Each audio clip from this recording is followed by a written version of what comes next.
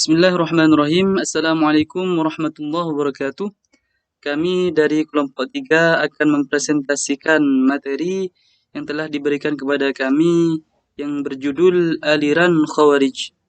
Sebelumnya kami sangat berterima kasih kepada Al-Ustaz Dr. Haji Ahmad Muhib bin Zuhri MAG yang telah membimbing jalannya perkuliahan ini sehingga kuliah ini berjalan dengan baik. Dan tak lupa kepada teman-teman kelas C4 yang kami banggakan. Adapun anggota kelompok kami yaitu saya sendiri Syahriar Nikon Basuki dan rekan kami Muhammad Iqbal Wian Eka Putra dan Sonia Amiratul Mahfudoh. Langsung saja kepada materi. Arti kata Khawarij. Sebagaimana kita ketahui dalam sejarah Islam bahwa kaum Khawarij pada mulanya adalah pengikut-pengikut Ali bin Abi Thalib. Tetapi kemudian mereka meninggalkan barisannya karena tidak setuju dengan sikap Ali bin Abi Thalib yang menerima tahkim, yaitu arbitrase, sebagai jalan untuk menyelesaikan persengketaannya dengan Muawiyah ibnu Abi Sufyan. Nama Khawarij berasal dari kata kharaja yang berarti keluar. Nama tersebut diberikan kepada mereka karena mereka menyatakan diri keluar dari barisan Ali dalam persengketaannya dengan Muawiyah. Ada pula pendapat lain yang mengatakan bahwa pemberian nama Khawarij tersebut didasarkan pada ayat 100 dari surat An-Nisa yang berbunyi dan barang siapa keluar dari rumahnya dengan maksud berhijrah kepada Allah dan Rasulnya, kemudian kematian menimpanya, maka sungguh telah tetap pahalanya di sisi Allah. Dan Allah Maha Pengampun lagi Maha Penyayang. Dengan demikian, kaum Khawarij memandang diri mereka sebagai kaum yang berhijrah, meninggalkan rumah dan kampung halamannya mereka untuk mengabdikan diri kepada Allah dan Rasulnya untuk memperoleh pahala dari Allah Subhanahu wa Ta'ala. Latar belakang timbulnya Khawarij. Dalam sejarah kita ketahui bahwa masyarakat Islam pada waktu itu menyetujui Abu Bakar sebagai pengganti Nabi Muhammad SAW dalam mengepalai negara mereka. Karena itu Abu Bakar dikenal sebagai khalifah pertama. Kemudian Abu Bakar digantikan oleh Umar ibn Al-Khattab sebagai khalifah kedua. Dan kemudian Umar digantikan oleh Utsman ibn Affan sebagai khalifah ketiga. Menurut Profesor Dr. Harun Nasution, Utsman termasuk dalam golongan pedagang Quraisy yang sangat kaya. Kaum keluarganya terdiri dari orang-orang aristokrasi Mekah, yang karena pengalaman dagang, mereka mempunyai pengetahuan tentang administrasi. Pengetahuan mereka ini sangat bermanfaat dalam mengelola administrasi daerah-daerah di luar semenanjung Arabia, yang semakin lama semakin bertambah banyak masuk ke bawah kekuasaan Islam. Gubernur-gubernur yang diangkat oleh Umar ibn Al-Khattab, khalifah yang terkenal sebagai orang kuat dan tak memikirkan kepentingan sendiri atau kepentingan keluarganya itu, dijatuhkan oleh Utsman. Maksudnya yaitu khalifah yang diangkat oleh Umar itu diganti semua oleh Sayyidina Utsman bin Affan. Setelah Utsman wafat, maka Ali menjadi khalifah yang keempat. Tetapi ia mendapat tantangan dari pemuka-pemuka yang ingin pula menjadi khalifah, terutama dari Talhah dan Zubair, yaitu dari Mekah, yang mendapat sokongan dari Siti Aisyah. Tantangan dari Aisyah, Talhah dan Zubair ini dapat dipatahkan oleh kekuatan Ali dalam pertempuran yang terjadi di Irak pada tahun 656 Masehi. Talhah dan Zubair mati terbunuh dan Siti Aisyah dikirim kembali ke Mekah. Peristiwa tersebut yaitu peristiwa yang terjadi dalam Perang Jamal. Selanjutnya Al-Tabari menerangkan bahwa tantangan kedua datang dari Muawiyah, gubernur Damaskus dan keluarga dekat Utsman bin Affan. Seperti halnya Talha dan Zubair, ia tak mau mengakui Ali sebagai khalifah. Ia menuntut kepada Ali agar ia menghukum orang-orang yang membunuh Utsman. Bahkan ia menuduh Ali turut campur dalam pembunuhan itu. Salah satu seorang pemuka pemberontak Mesir yang datang ke Madinah dan kemudian membunuh Utsman adalah Muhammad ibnu Abu Bakar, anak angkatnya Ali bin Abi Thalib. Lagi pula Ali nampak tidak mengambil tindakan keras terhadap kaum pemberontak itu, bahkan Muhammad ibnu Abu Bakar diangkat oleh Ali menjadi gubernur Mesir. Dalam pertempuran yang terjadi antara kedua golongan ini di Siffin, yaitu Ali dan Muawiyah, pasukan Ali dapat mendesak pasukan Muawiyah. Tetapi tangan kanan Muawiyah, yaitu Amr bin Al-As, yang terkenal sebagai orang yang sangat licik, minta berdamai dengan mengangkat Quran ke atas. Qurra yang ada di pihak Ali mendesak Ali supaya menerima tawaran itu. Dan dengan demikian dicarilah perdamaian dengan mengadakan arbitrase, yaitu tahkim. Sebagai arbitrase diangkatlah dua orang, yaitu Amr bin Al-As dari pihak Muawiyah dan dari pihak Ali, yaitu Abu Musa al-Ash'ari dalam pertempuran mereka. Kelicikan Amr bin Al-As dapat mengalahkan Abu Musa yang terkenal sangat takwa saat itu. Dalam sejarah dapat kita baca bahwa antara Amr bin Al-As dan Abu Musa al-Ash'ari terjadi kesepakatan untuk menjatuhkan kedua pemuka yang saling bertentangan itu, yaitu Ali dan Muawiyah. Menurut tradisi, orang yang lebih tua harus melakukannya lebih dahulu. Maka berdirilah Abu Musa al-Ash'ari untuk mengumumkan kepada khalayak ramai putusan menjatuhkan kedua pemuka yang bertentangan itu.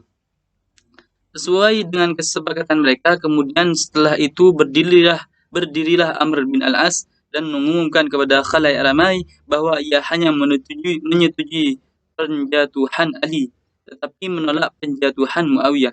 Dengan demikian, Amr bin Al-As telah sengaja melanggar kesepakatan bersama. Dan itulah kelicikan terhadap Abu Musa al-Ash'ari. Itulah kelicikan terhadap Ali bin Abi Thalib.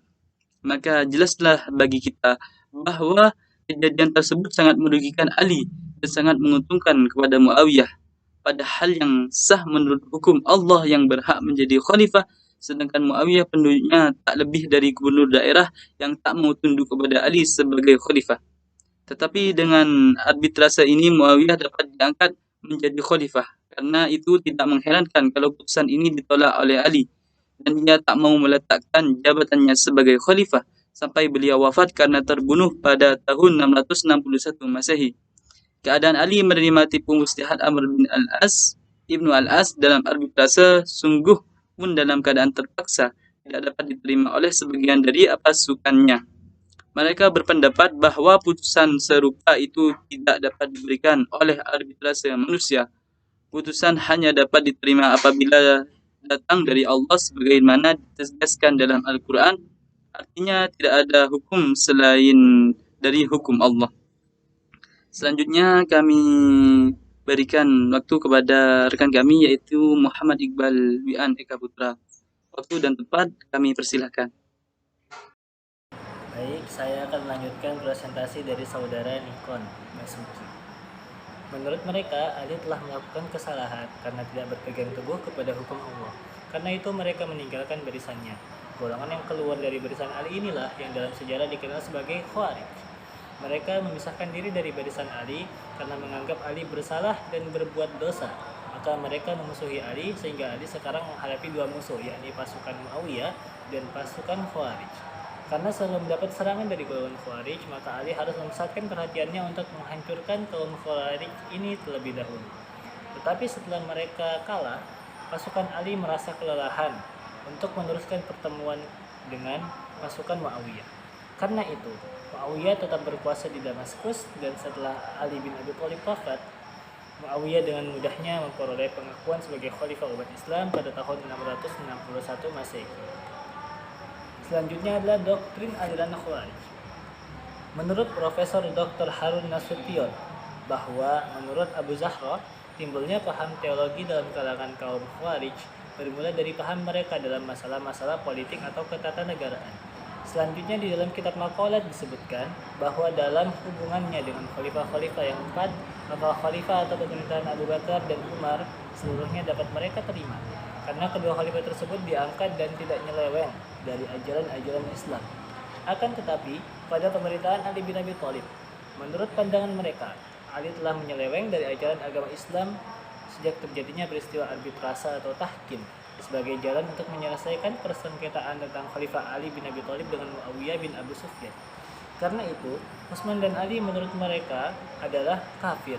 Demikian pula Muawiyah, Amir bin As, Abu Musa al-Asy'ari, dan semua orang yang mereka anggap telah menyimpang atau nyeleweng dari ajaran yang benar. Dengan demikian, dalam kalangan kaum Khawarij mulai memasuki persoalan kufur. Siapa yang disebut kafir dan mereka anggap tidak keluar dari Islam, dan siapa pula yang disebut mukmin dan mereka anggap tidak keluar dari Islam. Pendapat tentang siapa yang sebenarnya masih dipandang sebagai orang Islam dan siapa yang telah keluar dari Islam dan dipandang sebagai orang-orang kafir bersangkut paut dengan ini. Di kalangan kaum Khawarij tidak selamanya sama, sehingga timbul beberapa golongan-golongan kecil atau subjek-subjek sekte dalam kalangan kaum Khawarij. Dalam kitab Al-Milal wal Nihal Al-Baghdadi, mereka terpecah menjadi 20 subsekte. Bahkan menurut Al-Asy'ari, mereka terpecah menjadi sub-subsekte yang jumlahnya lebih besar lagi. Selanjutnya adalah tokoh-tokoh di dalam aliran Khawarij. Yang pertama adalah Abdul Karim bin Ajran, lahir di Ajdir, Maroko pada tahun 1883. Aliran ini berasal dari para pengikut Atiyah bin Al-Aswad. Abdul Karim semula merupakan anggota dari kelompok Atiyah. Atiyah adalah pengikut Al-Najadat karena memang Al-Najadat induknya. Wafat pada 6 Februari tahun 1963 di Kairo dalam usia 80 tahun. Selanjutnya adalah Nafi' bin Al-Azraq bin Qais Al-Hanafi dengan nama panggilan Abu Rashid yang berasal dari Bani Hanifah. Dia seorang pemimpin yang sangat berani. Kelompok ini mengkafirkan Ali bin Abi Thalib, orang-orang yang tidak mau berpegang bersama mereka.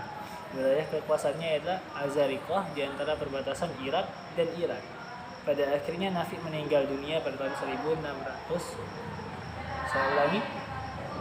Akhirnya Nafi meninggal dunia pada tahun 686 Masehi dalam pertempuran di Irak. Selanjutnya adalah Ziyad bin Al-Asfar, lahir pada tahun 1964. Disebut-sebut bahwa Al-Asfariyah bernisabah kepada seorang laki-laki yang bernama Ubaidah, orang yang berselisih dengan Najdah pergi dari Yamamah. Ia meninggal pada tahun 89 Masehi. Selanjutnya adalah Najdah bin Amir Al-Hanafi. Latar belakang pengangkatannya adalah ketika Nafi bin Al-Azraq mengeluarkan pendapatnya tentang keterlepasan dirinya dari paham Al-Azariqah. Ia terbunuh pada tahun 692 Masehi. Selanjutnya adalah Abdullah bin Ibad. Abdullah bin Ibad hidup pada penggal kedua abad pertama Hijriyah. Aliran ini paling dekat dengan aliran Sunni dan berpandangan jauh lebih toleran dengan aliran Al-Khawarij yang lainnya. Beliau meninggal pada tahun 1000. Beliau meninggal tahun 708 Masehi. Selanjutnya, sekte sekaligus ajarannya masing-masing yang ada dalam aliran ini antara lain dibagi menjadi 6. Yang pertama ada Al-Muhakim. Disebut demikian karena ada proses penolakan tahkim antara Ali dan Muawiyah, yang dimana mereka selalu membawakan slogan yang berbunyi hukum itu hanyalah milik Allah. Jadi dalam paham sekte ini, Ali, Muawiyah, dan semua orang yang menyetujui arbitrase dituduh telah kafir karena telah menyimpang dari ajaran Islam. Begitu pula mereka menganggap kafir orang-orang yang berbuat dosa besar seperti membunuh tanpa alasan yang sah dan berzina. Yang kedua ada Al-Ajaridah, yakni pengikut Abdul Al-Karim bin Al-Ajraq. Aliran ini berasal dari para pengikut Atiyah bin Al-Aswad. Abdul Al-Karim semula juga merupakan anggota dari kelompok Atiyah. Atiyah sendiri adalah pengikut Al-Najadat karena memang Al-Najadat induknya. Yang membedakan adalah pandangan mereka di sini lebih moderat. Orang lain tidak wajib hijrah ke wilayah mereka, tidak boleh merampas harta peperangan kecuali harta orang yang mati terbunuh. Anak kecil pun tidak dianggap musyrik.